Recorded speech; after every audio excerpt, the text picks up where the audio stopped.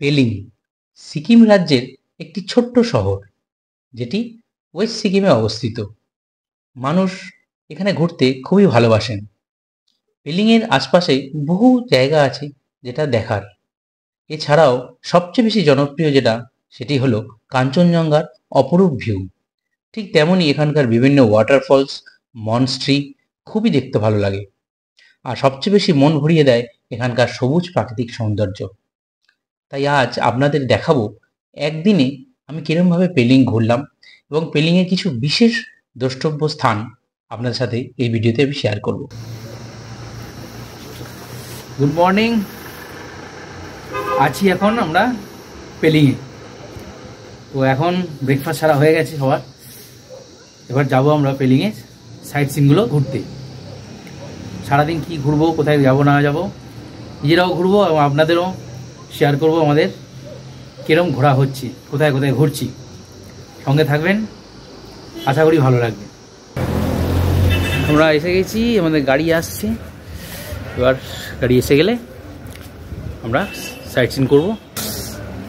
আমরা আছি এই যে আই লাভ পেলিংটা লেখা আছে, ঠিক তার পাশেই যেই পেলিং পুলিশ পিকেট পোস্ট, আর ঠিক এর অপোজিট, জাস্ট এর অপোজিটে এই আছি লাদাখ হাউস। এই লাদাখ হাউসের এই হোটেলে আছি। হোটেল সম্বন্ধে আপনি দেখিয়ে দেবো, জানতে পেরে যাবেন। চলুন, আমাদের গাড়ি এসে গেছে।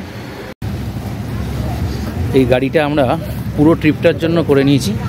আমাদের 4 নাইট 5 ডেজের বুকিং আছে। এই গাড়িটা আমরা পুরো বুক করে নিয়েছি। ঠিক আছে, হ্যাঁ চল না, ওটা কুছ, ওটো আসো আসো আসো, সামনে বসবে বাস। চলুন, আমি আগে উঠে গেছি। তো উঠে গেছি। আজকে 13ই অক্টোবর 2024। আমরা সকালে বেরিয়ে পড়েছি পেলিংয়ে সাইট সিন করতে। আকাশ কিন্তু ক্লিয়ার আছে, রৌদ্র উঠেছে। গতকাল এসছি 12 তারিখ। গতকাল আমরা শিলিগুড়ি থেকে পেলিং আসার সময় খেয়াল করলাম যে গাড়ি দিব্যি আসছে, NH10 খোলা আছে, কিন্তু বহু জায়গায় যে ধস নেমেছিল, ভেঙেছে, সেগুলো রিপেয়ারিং হচ্ছে। আবার বেশ কিছু জায়গা বেশ ভেঙে ভেঙেও এখনও আছে। গাড়ি ধীরে সুস্থে আসছে। হাতে সময় নিয়ে অবশ্যই বেরোনো উচিত এই সময়। এমনি ঠিক আছে, অসুবিধা কিছু নেই, ঘোরা যাচ্ছে। তো আগামী দিনে আশা করি ভালোভাবে ঘোরা যাবে। ওয়েদার আস্তে আস্তে কাটছে, যেহেতু পাহাড়ের ওয়েদার বলা যায় না কখন কি হয়। পরিষ্কার পরিচ্ছন্নই কিন্তু আছে। চলুন সাইট সিনটা করে আসি। প্রথমেই আমরা চলে এলাম পেলিং থেকে অ্যাপ্রক্স 12 কিলোমিটার দূরে রিম্বি ওয়াটারফলস দেখতে। এটা খুব একটা বড় ওয়াটারফলস নয়, একদম রাস্তার ধারেই এটি রয়েছে। যাওয়ার পথেই পড়বে অন্যান্য সাইট সিনের। আর এর জন্য কোনো এন্ট্রি ফি বা পার্কিং চার্জ কিন্তু একদমই লাগে না। তো এবার রিম্বি ওয়াটারফলসের পরে আমরা কিন্তু চলে এসেছি অরেঞ্জ গার্ডেন। হ্যাঁ, রিম্বি ওয়াটারফলস থেকে একটুখানি, বেশি সময় না। অরেঞ্জ গার্ডেন, ঠিক আছে, যেটা সকাল 9টা থেকে বিকেল 4টে পর্যন্ত খোলা থাকে। আর এখানে আমাদের টিকিট পড়েছে পার হেড 30 টাকা করে, বাচ্চার টিকিট লাগেনি। ঠিক আছে, এই মুহূর্তে দেখুন, এখন একটা অক্টোবর মাস মাঝামাঝি। তো এখন সবে ফল এরম সাইজ হয়েছে। দেখুন এরম সাইজের ফল এসছে, ফল এরম হয়ে আছে। এই ফল মোটামুটি নভেম্বরের শুরুর দিকে মোটামুটি রেডি হয়ে যাবে। তো নভেম্বরের মাঝামাঝি বা নভেম্বর সময় যারা আসবে তারা কিন্তু পুরো একদম পাকা ফল দেখতে হবে। প্রচুর বড় গার্ডেন। হ্যাঁ, নিচে পুরো রিভার বেড পর্যন্ত নেমে গেছে, সুন্দর দেখাচ্ছে। প্রতিটা গাছে কিন্তু ফল আছে, প্রচুর ফল আছে প্রতিটা গাছে, দেখতেই পাচ্ছেন। ফল পুরো গাছে ভর্তি, মানে যখন হলুদ হয়ে যাবে, পুরো অরেঞ্জ কালার এসে যাবে, তখন কিন্তু দেখতে আরও সুন্দর লাগবে। চলুন আরও কিছুটা ঘুরি। ভিতরটা অনেকটাই বড়। ভিতরে কিন্তু বিভিন্ন দেখুন ফল কেটে দিচ্ছে। এরকম পেয়ারা কেটে দিচ্ছে, পেয়ারার কালার দেখুন, পেয়ারা কেটে দিচ্ছে। এখানে খাবার পাওয়া যাবে, চাইলে আপনার ফল কেটে পেতে পারেন।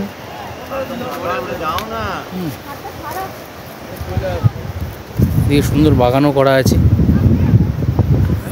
বিভিন্ন ফুল গাছের বাগান, গোলাপ হয়ে আছে, কসমস হয়ে আছে, যেমন কসমস, গোলাপ,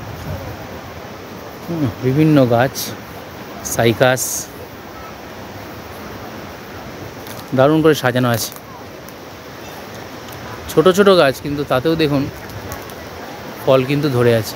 একটু নিচে নামলেই আপনারা দেখতে পাবেন নদীর বয়ে চলার শব্দ।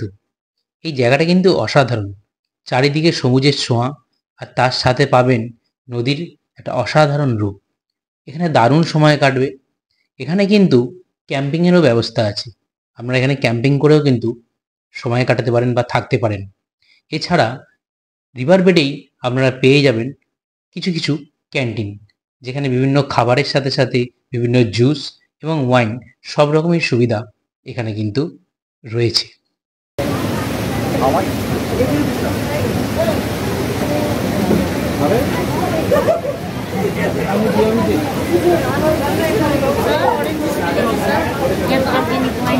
कितने का थी? 80। वाइन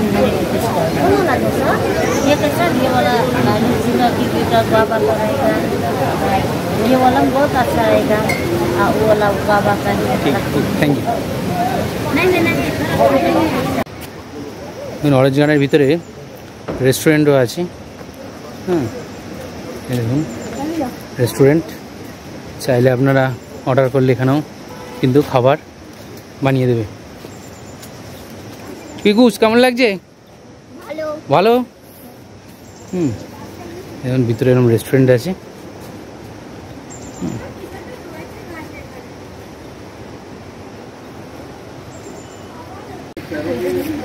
ভেতরে বাথরুমেরও ব্যবস্থা আছে, ছেলে মেয়ে আলাদা দুটোর বাথরুম করা আছে।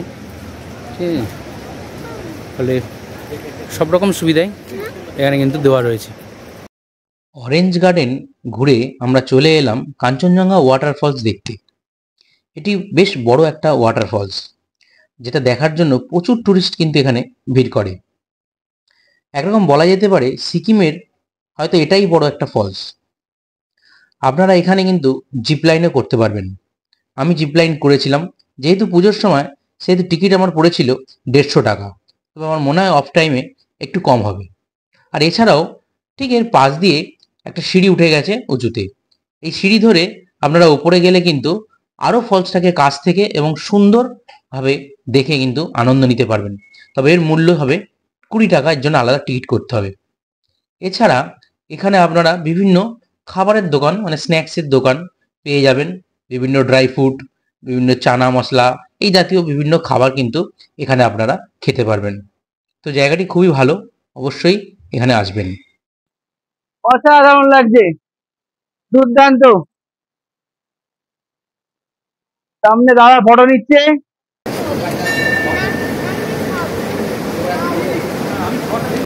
এরপর আমরা আসলাম খেচিপেড়ি লেক দেখতে। এখানে ঢুকতে 30 টাকা টিকিট পড়বে মাথা পিছু। প্রথমে ঢুকেই আপনার ডান দিকে চোখে পড়বে বেশ কিছু এখানকার যে ট্র্যাডিশনাল জিনিসপত্র হয় তার দোকান। সুন্দর দোকান, এখান থেকে আপনারা জিনিস কেনাকাটি করতে পারেন। আর ঠিক এর বাঁদিকেই লেকের মুখের একদম মধ্যে আপনি পেয়ে যাবেন প্রচুর মাছ দেখতে পাবেন, প্রচুর এখানে মাছ। সেই মাছগুলো চাইলে আপনারা কিন্তু খাবার খাওয়াতে পারবেন, খুব সুন্দর লাগবে, বাচ্চাদের তো খুবই ভালো লাগবে এর ভিতর। এরপর চলে আসুন সামনের এই মনাস্ট্রিতে।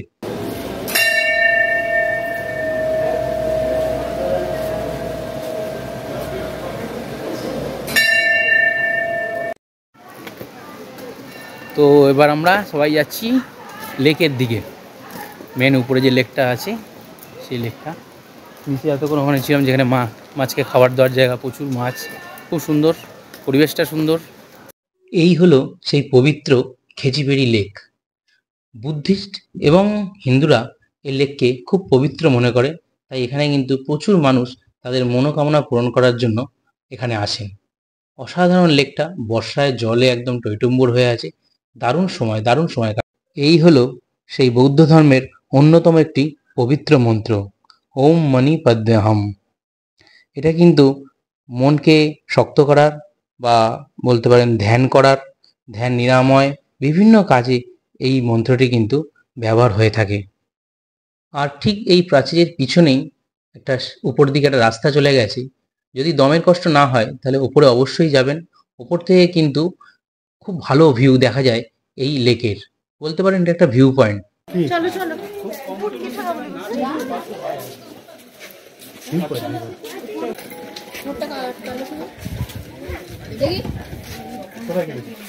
আজকের দিনের আমাদের শেষ দর্শনীয় স্থান হচ্ছে পেলিংয়ের খুবই পরিচিত এবং সবার প্রিয় পেলিং স্কাইওয়াক। এখানে ঢুকতে জনপ্রতি পড়ে 100 টাকা টিকিট। অসাধারণ এই জায়গা। তবে আমরা যে ভুলটা করেছি সে ভুলটা আপনারা করবেন না। আপনারা কিন্তু সকাল সকাল চেষ্টা করবেন আসার। আমরা বিকালের দিকে ঢুকেছি প্রায় 3:30-এর পর। ওয়েদার পুরো ক্লাউড হয়ে গেছে, মানে পুরো ফগে ভরে গেছে। ফলে আমরা দেখেছি খুবই সুন্দর ফগের ওয়েদারে, জিনিসটা দেখতে দারুণ লাগছে। কিন্তু ক্লিয়ার হলে হয়তো আরো ভালো লাগবে, যেহেতু প্রথম গিয়েছি। তো সামনেই দেখা যাচ্ছে 137 ফুট উচ্চতায় হয়ে আছে যে মূর্তিটি, সেই মূর্তিটির নাম হলো বোধিসত্ত্ব চ্যানার্জি। আর এই হলো সেই স্কাইওয়াক। তবে হ্যাঁ, কত লোক দেখছেন, সিজন টাইমে এলে এরকমই চাপ।